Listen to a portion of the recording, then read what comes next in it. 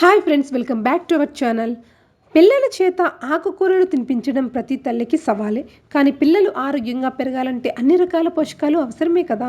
Michigan state university ప్రచురించిన ఒక నివేదిక ప్రకారం పిల్లలు తమకు తాముగా ఆహారం తీసుకుంటే ప్రయోజనాలు చాలా ఉంటాయట. ఈ నైపుణ్యాలు జీవిత ఇతర భాగాల్లోనూ ఎంతో ఉపయోగపడతాయని వెల్లడించింది.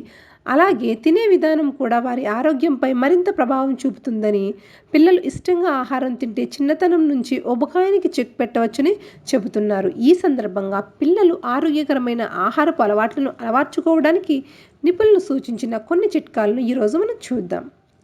ఆహారం బాగా నమిలి తింటే వేగంగా జీర్ణం అవ్వడానికి సహాయపడుతుంది. తద్వారా అవసరానికి మించి తినడానికి నిరోధించవచ్చు. ఇక పిల్లలకు చిన్నతనం నుంచి ఆరోగ్యానికి మేలు చేసే చిరుతిండ్లు తినే అలవాటు చేయాలి.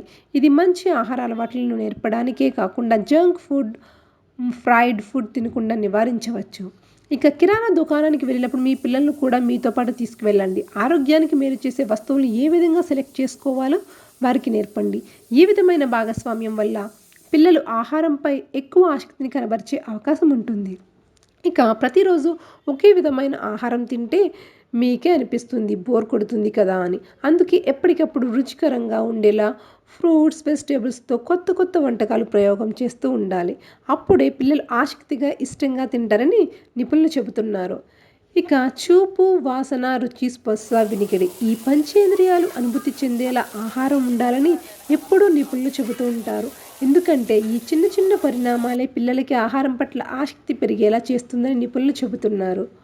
సో ఈ విధంగా ట్రై చేసి మీ పిల్లలకి మంచి ఫుడ్ను అందివ్వండి.